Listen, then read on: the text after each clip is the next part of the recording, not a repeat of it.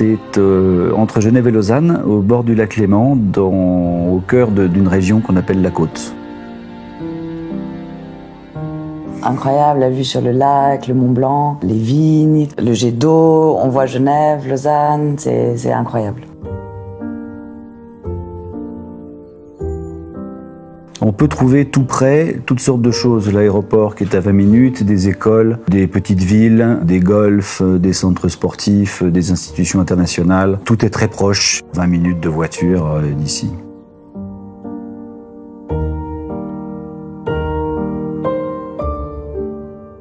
Autour du château lui-même, on trouvera une ferme, spa, bureau, une ancienne forge, des remises agricoles, des garages, différents bâtiments qui forment un tout.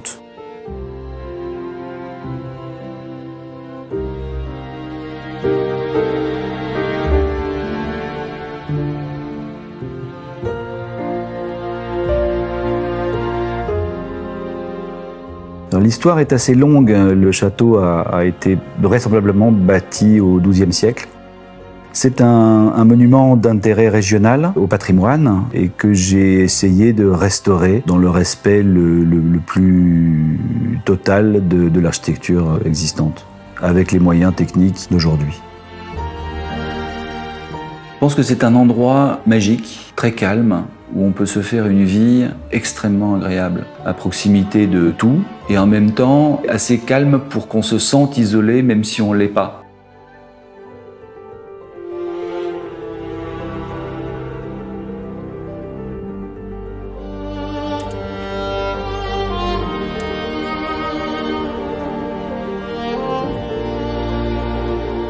Vaste, on peut faire des réceptions pour 60 personnes assises, des cocktails pour une centaine de personnes, utiliser le spa, on a des chambres d'hôtes. Donc on peut autant y vivre de manière privée, de manière très agréable, que d'une manière, je dirais, plus officielle et pouvoir accueillir pas mal de gens. C'est un lieu de vie à taille humaine, parce qu'on peut dîner là à 6 personnes et on n'a pas l'impression d'être dans un endroit qui est trop grand ou trop vaste. C'est vraiment une maison à taille humaine.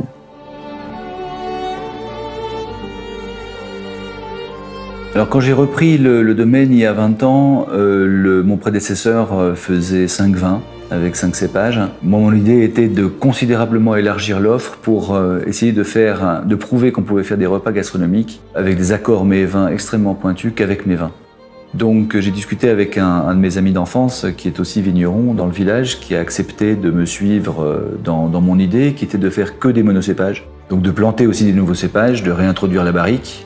Donc j'ai complètement remanié toutes les caves qui étaient obsolètes pour lui donner un outil qui lui permettrait de faire un vin qui soit à la hauteur de ce que j'avais envie de faire. Très vite, on est passé en lutte intégrée, ensuite en bio et maintenant depuis 3 ans en biodynamie. Pour une raison très simple, c'est que j'ai l'impression qu'aujourd'hui, on doit être conscient de ce qu'on fait et des produits qu'on injecte et qu'on ingère dans la terre et dans nos organismes.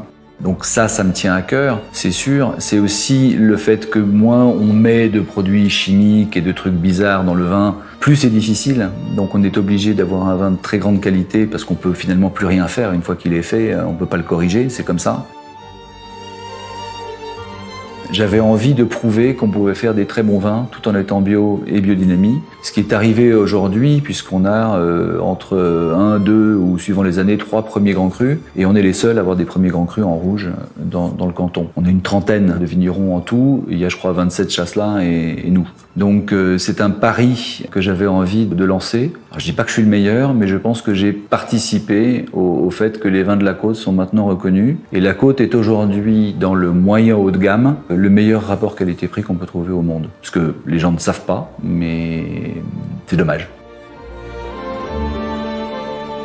Toute cette aventure, je dirais particulièrement en ce qui me concerne, les rencontres absolument extraordinaires que j'ai pu faire depuis 20 ans, en travaillant avec des gens qui sont tous des passionnés, autant que du domaine de l'architecture ou de la construction, c'est-à-dire des maçons, des peintres, des charpentiers, des menuisiers, des serruriers, des électriciens, des plombiers, que des chefs qui sont aussi des gens absolument passionnés, des gens qui sont du monde du vin, qui sont tous des gens passionnés et qui sont absolument formidables.